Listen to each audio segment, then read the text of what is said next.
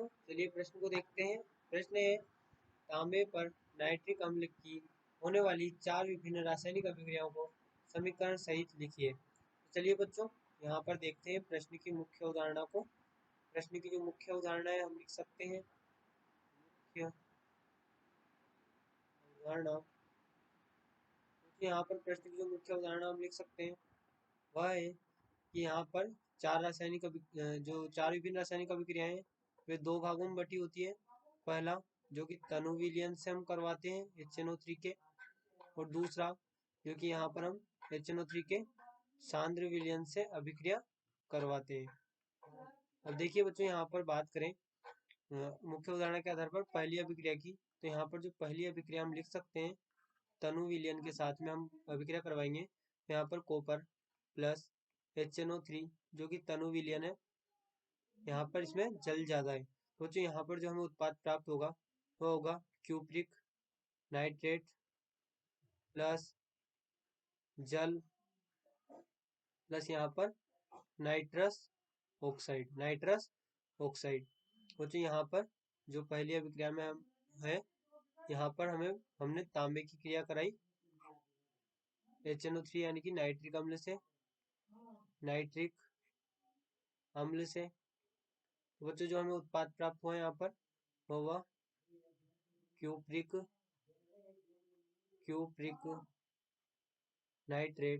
Nitrate, और बच्चों साथ में यहाँ पर नाइट्रस ऑक्साइड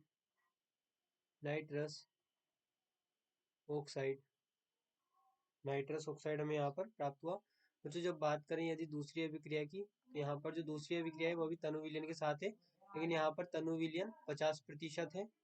50% इसमें जल और 50% यहाँ पर नाइट्रिक अम्ल है। बच्चों यहाँ पर जो अभिक्रिया होगी उसमें हमें यहाँ पर क्यूप्रिक नाइट्रेट तो प्राप्त होगा ही होगा, साथ में जल। लेकिन बच्चों यहाँ पर जो अभिक्रिया में प्राप्त होगा वह होगा नाइट्रिक ऑक्साइड। यहाँ पर नाइट्रिक ऑक्साइड हमें अभिक्रिया में प्राप्त होगा। नाइट्रिक ऑक्साइड और बच्चों देखिए यहाँ पर ये हमारा 50% तनु विलयन है, 50% तनु विलयन। लेकिन बच्चों पहली अभिक्रिया में जो था जल ज्यादा था, यानी कि ज्यादा तनु विलयन था, ये HNO3 ज्यादा तनु था। अभी यहाँ पर बात करें बच्चों तो यहाँ पर 50% तनु है। और बच्चों देखिए बात करें तीसरी अभिक्रिया की, तो तीसरी अभिक्रिया यहाँ पर हम लिख सकते हैं, इसमें सांद्र विलयन होगा HNO3 का, जिसमें कि मान लीजिए 70%।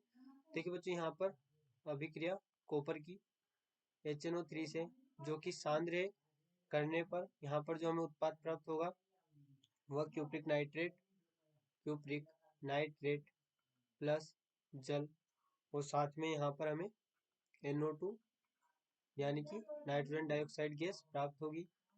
नाइट्रोजन डाई ऑक्साइड गैस प्राप्त होगी। तो बच्चों बात करें यहाँ पर चौथी अभिक्रिया की, तो चौथी अभिक्रिया है, इसमें जो कॉपर है यह अत्यधिक सांद्र होता है, इसमें जल बिल्कुल थोड़ा होता है, अत्यधिक सांद्र या विलयन होता है। जब इससे क्रिया की जाती है तो यहाँ पर कॉपर NO3 यानी क्यूप्रिक नाइट्रेट H2O प्लस यहाँ पर जो प्राप्त होगा ये होगा नाइट्रोजन गैस। देखिए बच्चों यहाँ पर पहली अभिक्रिया में हमें N2N नाइट्रस ऑक्साइड प्राप्त हुआ, दूसरी अभिक्रिया में हमें नाइट्रिक ऑक्साइड प्राप्त हुआ, तीसरी अभिक्रिया में हमें यहाँ पर नाइट्रोजन डाइऑक्साइड प्राप्त हुआ, और बच्चों चौथी अभिक्रिया की बात करें तो यहाँ पर हमें नाइट्रोजन गैस प्राप्त हुई, जहां पर कि ये सांद्र विलयन था, उन दोनों अभिक्रिया में वहां पर वो तनु विलयन था। तो बच्चों देखिए, आशा करते हैं आपको प्रश्न समझ में आया होगा।